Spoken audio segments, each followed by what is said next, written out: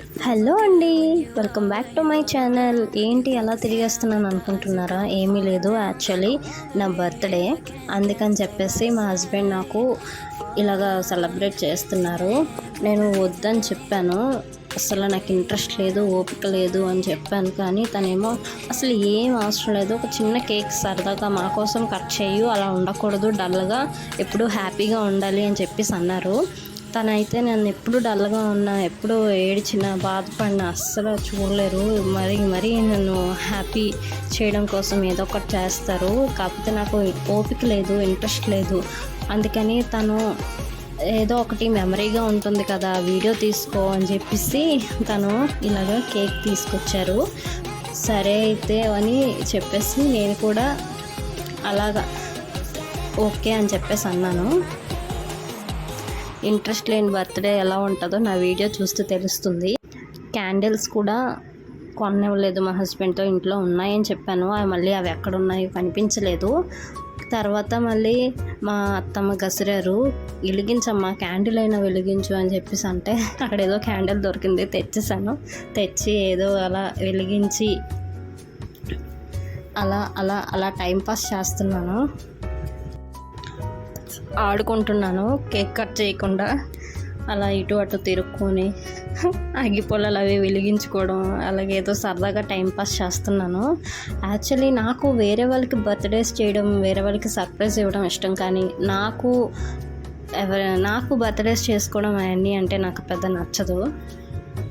ఎప్పుడు మా హస్బెండ్కి నేను బర్త్డే సెలబ్రేట్ చేద్దామని అనుకున్నా, తనకి అచ్చురాదని చెప్పేసి చేయట్లేదు. ఎందుకంటే మా అత్తమ్మ చేయనివ్వరు, ఫీవర్ వస్తుందమ్మా, అచ్చురాదు, ఒంట్లో బాగోదు అని చెప్పేసి చెప్పారు. అసలు బర్త్డే కంట మనిషి ముఖ్యం కదా అని చెప్పేసి నేను అలాంటివన్నీ, ఇంకా నిజమో అబద్ధమో ఏ మూఢనమ్మకమో నాకు తెలియదు, కానీ ఆ వర్డ్ అనేది నాకు నచ్చలేదు. అందుకనే నేను బర్త్డేస్ ఏముందిలే అని చెప్పేసి నేను పెద్ద సెలబ్రేట్ గట్టా అలాంటివి ఏం చేయను. వస్తే మా బుడ్డోడికో బుడ్డిదానికో చేస్తాను బర్త్డే. అప్పుడు వరకు మా ఇంట్లో నో బర్త్డేస్. తను మా హస్బెండ్ ఫోర్స్ చేశారు కాబట్టి ఏదో అలా జస్ట్ టైంపాస్ చేస్తున్నాను నేను. అయినా ఒకవేళ బర్త్డే చేసుకోవాలి అంటే నాకు కంపల్సరీ మా అమ్మ, మా డాడీ, నా ఫ్యామిలీ పక్కన ఉండాలి. అప్పుడే నేను హ్యాపీగా సెలబ్రేట్ చేసుకుంటాను.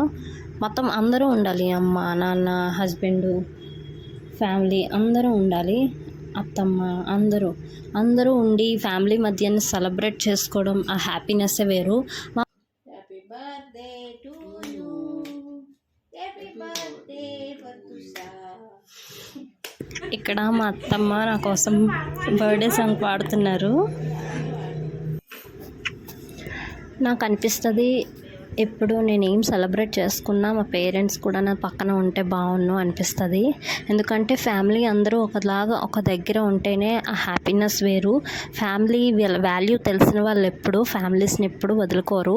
నేనైతే నాకు వీలైనంత మట్టికి ఎప్పుడు నా ఫ్యామిలీస్ని అయితే నేను దూరం చేసుకోను. వాళ్ళ మట్టికి వాళ్ళు నువ్వు నాకు వద్దు అని దూరం పెట్టాలి తప్ప, నేను మాత్రం ఎప్పుడూ నా ఫ్యామిలీస్ని అవాయిడ్ చేయను.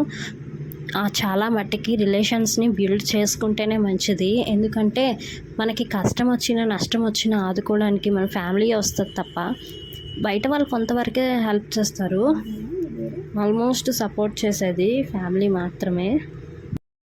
యాక్చువల్లీ ఇలాంటి టైంలో ఎవరైనా పుట్టింటికి వెళ్ళి అక్కడే ఉంటారు, కానీ నాకు వెళ్ళడం నాకు ఇష్టం లేదు. ఎందుకంటే నేను కరోనా టైంలో మా హస్బెండ్ తోటి 2 years చాలా దూరంగా ఉన్నాను.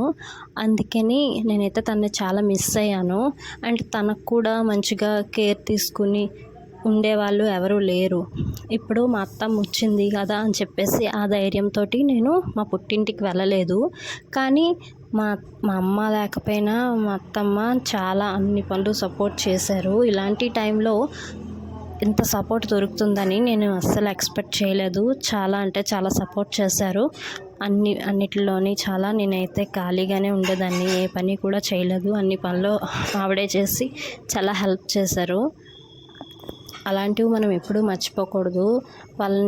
వాళ్ళ కృతజ్ఞత మనం ఎప్పుడూ మర్చిపోకుండా అన్నీ గుర్తుపెట్టుకొని వాళ్ళని మనం ఎంతో అభిమానించాలి.